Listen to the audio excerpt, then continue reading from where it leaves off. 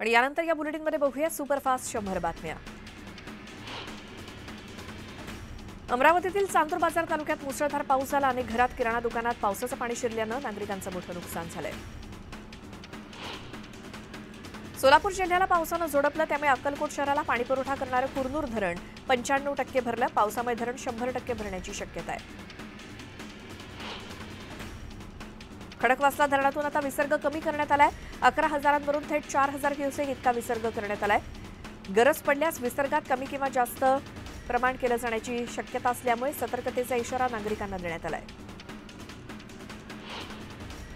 मुसळधार पावसामुळे जायकवाडी धरणातून पाण्याचा विसर्ग सुरू आहे। धरणाच्या 18 दरवाजातून पाण्याचा विसर्ग सध्या सुरू आहे। राज्यात अनेक भागात मुसळधार पाऊस झालाय। लातूर जिल्ह्याला सुद्धा पावसानं झोडपलं। मुसळधार पावसामुळे जळकोट तालुक्यातील आतनूर तिरुद नदीवरती उभारण्यात आलेला पूल पुन्हा एकदा वाहून गेला, त्यामुळे अनेक गावांचा संपर्क तुटला। नागपूर सोबतच परिसरात सकाळपासून पावसाला सुरुवात झाली आहे। पावसाचा खरीपातील कपाशी, तूर आणि सोयाबीनच्या पिकाला फायदा होणार असल्यामुळे शेतकरी आनंदात आहेत। हवामान विभागानं नागपूर सोबतच परिसरात पुढचे 2 दिवस पावसाचा अंदाज वर्तवलाय। सांगलीच्या तासगाव तालुक्यात सलग दुसऱ्या दिवशी ढगफुटी सदृश्य पाऊस झाला। तालुक्यातील चिंचणी, लोढे, कोलगे, सावर्डे यासोबतच परिसरात ढगफुटी सदृश्य पाऊस पडला। सुमारे 3 तास पडलेल्या या मुसळधार पावसामुळे ओढ्या नाल्यांना पूर आलाय। रायगड जिल्ह्यात मुसळधार पाऊस पडला, त्यामुळे अष्टविनायक तीर्थक्षेत्र पालीतील काही घरांमध्ये पाणी शिरलं। खडकाळी आणि प्रबुद्धनगर जवळच्या घरामध्ये पाणी शिरलं होतं। शहापुरात परतीच्या पावसानं थैमान घातले। मुसळधार पावसानं अनेकांच्या घरात पाणी शिरलं। पाणी बाहेर काढण्यासाठी अनेकांना भिंतीला भगदाड पाडावं लागलं। रत्नागिरी जिल्ह्यातल्या खेड आणि परिसरात मुसळधार पाऊस झालाय। मुसळधार पावसामुळे अनेक भागात पाणी साचलंय, तर मुंबई गोवा महामार्गावरील वाहतूक देखील मंदावली। गोंदियात सकाळपासूनच अनेक ठिकाणी पावसानं जोरदार हजेरी लावली। पावसामुळे धान पिकांना मोठा धोका निर्माण झालाय, त्यामुळे शेतकरी चिंतेत आहे। बीड शहरामध्ये मुसळधार पावसानं रस्ते पाण्याखाली गेलेत। सुभाष रोड, जालना रोड आणि शहरातील मुख्य रस्त्यावरती गुडघाभर पाणी साचलंय, तर काही ठिकाणी महावितरणचे डीपी देखील पूर्णतः पाण्यात गेले, त्यामुळे मोठी दुर्घटना घडण्याची भीती व्यक्त होते। दक्षिण सोलापूर तालुक्यातील सर्वच गावांमध्ये यंदा सरासरीपेक्षा जास्त पाऊस झालाय। अतिरिक्त पावसामुळे खरीप हंगामातील अनेक पिके वाया गेली आहेत। धाराशिव जिल्ह्यामध्ये झालेल्या मुसळधार पावसामुळे पिकांचं मोठ्या प्रमाणात नुकसान झालंय। यावेळी नुकसानग्रस्त भागाची आमदार कैलास पाटील यांनी पाहणी केली। यावेळी पंचनामा तातडीनं करण्यात यावा अशी मागणी शेतकऱ्यांनी केली। पुणे सोलापूर मार्गावरील रावणगावमधील भुयारी मार्गाची दुरवस्था झाली आहे। इथे असलेल्या खड्ड्यांमुळे गावकरी हैराण झालेत। लवकरात लवकर भुयारी मार्गाची दुरुस्ती केली नाही तर आंदोलनाचा इशारा गावकऱ्यांनी दिलाय। मावळ तालुक्यातील सांगवडे गावात भात पीक जोमात आले। यावर्षी पाऊस चांगला आणि भात पिकासाठी पोषक वातावरण असल्यामुळे शेतकऱ्यांमध्ये आनंदाचं वातावरण आहे। पितृपक्ष सुरू होताच भाजीपाला महागलाय। सध्या घाऊक बाजारात सर्वच भाज्या 90 ते 100 रुपये प्रति किलोंवरती पोहोचल्यात।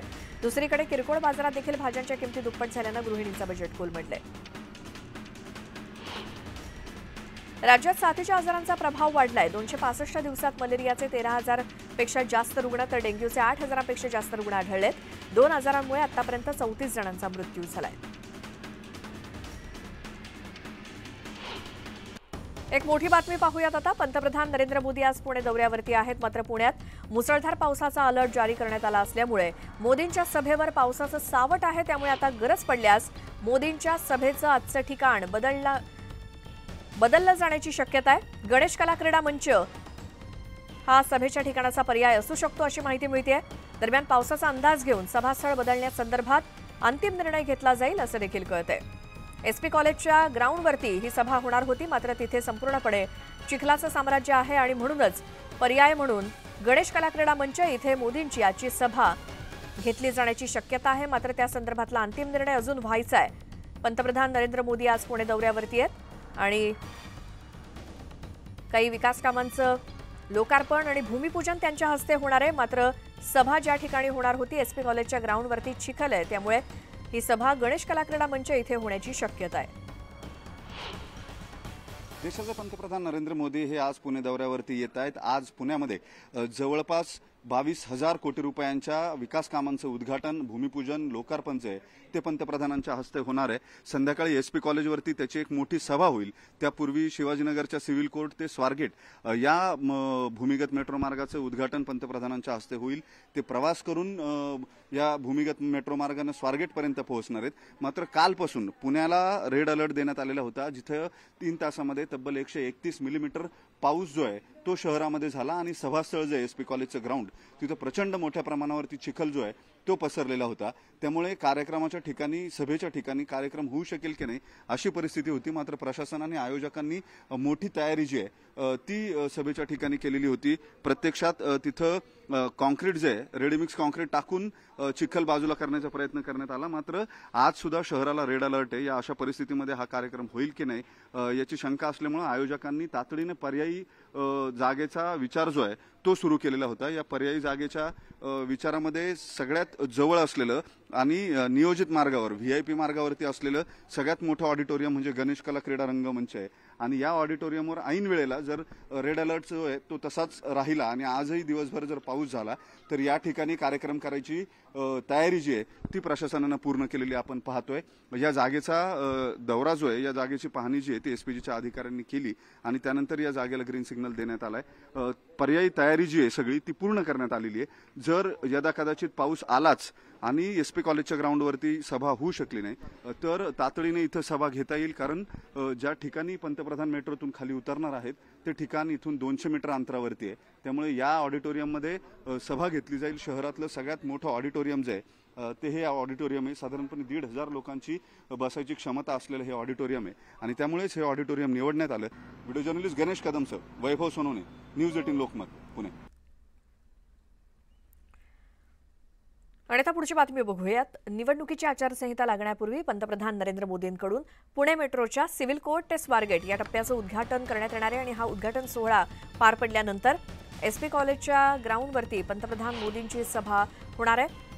मात्र पुण्यामध्ये सुरू असलेल्या मुसळधार पावसामुळे मोदींच्या सभेचं ठिकाण बदलण्याबाबत चर्चा सुरू होती आणि पंतप्रधान मोदींची सभा नियोजित ठिकाणी म्हणजेच एसपी कॉलेजच्या मैदानावरतीच होणार आहे। त्यासाठी पालिका प्रशासनानं तयारी सुरू केली आहे। पावसामुळे रस्ते चिखलमय झाले आणि या चिखलमय रस्त्यावरती सध्या डांबरीकरण केलं जात आहे आणि म्हणून पंतप्रधान मोदींची सभा नियोजित स्थळीच होणार हे आता स्पष्ट झालंय।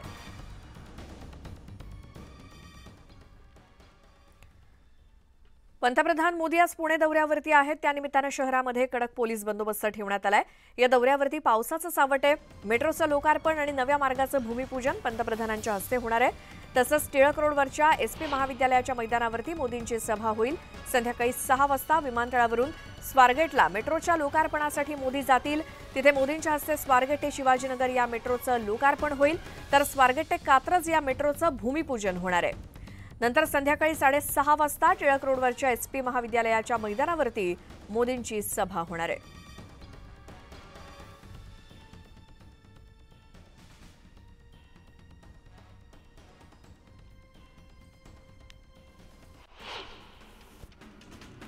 आमचा उद्देश विजय मिळवणं नाही तर लीड वाढवणं आहे असं विधान रोहित पवारांनी केलं आणि यावेळी बोलताना त्यांनी आमदार राम शिंदेंना टोला लगावला।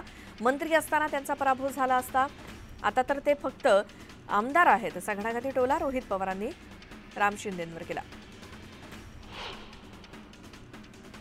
शिवसेना शिंदे गटाचे मंत्री गुलाबराव पाटलांच्या निवासस्थानी जळगाव ग्रामीण मतदारसंघातील शेकडो तरुणांनी शिवसेना शिंदे गटात प्रवेश केला। विधानसभा निवडणुकीच्या पार्श्वभूमीवर तरुणांनी शिंदे गटात प्रवेश केला। मुस्लिम समाजानं आरक्षण आणि इतर मागण्यांसाठी उपोषण सुरू केलं होतं, मात्र उपमुख्यमंत्री अजित पवारांच्या आश्वासनानंतर हे उपोषण मागे घेण्यात आलंय। मुख्यमंत्री माझी लाडकी बहीण या योजनेत गैरप्रकार सुरू असल्याचं बघायला मिळतंय। पुणे, सातारा, सांगली, छत्रपती संभाजीनगर आणि नागपूर या ठिकाणी 30 गुन्हे दाखल झालेत। नागपुरात यंदा होणाऱ्या हिवाळी अधिवेशनाच्या बजेटमध्ये कपात करण्यात आली। यावर्षी होणाऱ्या बजेटचा अनुमानित खर्च 65 कोटी असणार आहे। समृद्धी महामार्गावर बिस्किटं खाऊन प्रवास करावा लागत असल्याचं निरीक्षण न्यायालयानं नोंदवलंय। त्यामुळे न्यायालयानं स्थानिक नागरिकांचा समावेश करून महामार्गावरती गाडी दुरुस्ती, खानपान, स्वच्छतागृह हे समान अंतरावरती राहतील याचं नियोजन करण्याचे निर्देश दिलेत। समृद्धी महामार्गावर दररोज सरासरी 3 अपघात होत असल्याचं आकडेवारीतून समोर आलंय. एका याचिकेच्या सुनावणी दरम्यान मुंबई उच्च न्यायालयानं नागपूर खंडपीठात ही माहिती दिली. धाराशिवमध्ये नगरपालिकेचा हरवलेला रस्ता शोधण्यासाठी अनोखं आंदोलन करण्यात आलं. जिल्हाधिकारी कार्यालयावरती पोतराज मोर्चा काढत गाण्याच्या माध्यमातून समस्यांची मांडणी करण्यात आली. मुळशी तालुक्यातील हाडशी इथे फेरफटका मारण्यासाठी आलेल्या 4 उच्च शिक्षित तरुण तरुणींना चोर समजून मारहाण करण्यात आली. ग्रामस्थांनी त्यांच्या मोटारीचा तब्बल 20 किलोमीटरपर्यंत पाठलाग केला.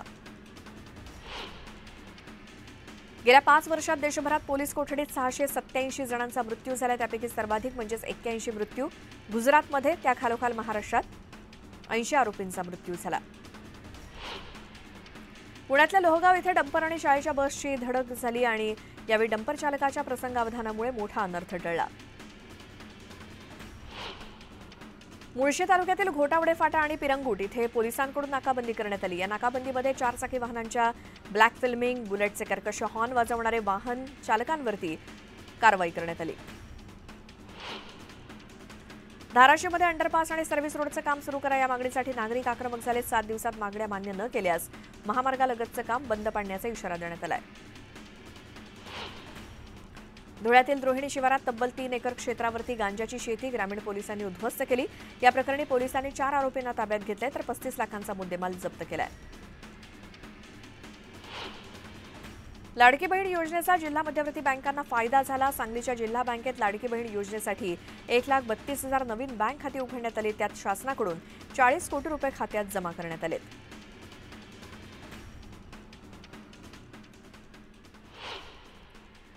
यानंतर एक मोठी बातमी आहे. कोल्हापूर दौऱ्यामध्ये केंद्रीय गृहमंत्री अमित शहा यांनी भाजपचे नेते आणि पदाधिकाऱ्यांना कानमंत्र दिला. राष्ट्रवादी शरद पवार पक्षाचे कार्यकर्ते फोडा, त्यांना आपल्या पक्षात आणा. त्यांचा बूथ रिकामा झाला की त्यांची ताकद संपणार असं त्यांनी कार्यकर्त्यांना सांगितलं. लोकसभा निवडणुकीत अपेक्षित यश न मिळाल्यामुळे तुम्ही नाराज असाल, मात्र भाजपच्या मतांचा टक्का देशात वाढला असल्याचं त्यांनी म्हटलं. देशात जे कधीच घडणार नाही ते आपण 10 वर्षात करून दाखवल्याचं शहा म्हणाले. आणि महाराष्ट्रातल्या या निवडणुकीतल्या विजयानं देशात उत्साह संचारणार आहे. त्यामुळे ही निवडणूक जोशात नाही तर व्यवस्थित नियोजन करून गांभीर्यानं लढा असा सल्ला अमित शहांनी दिला.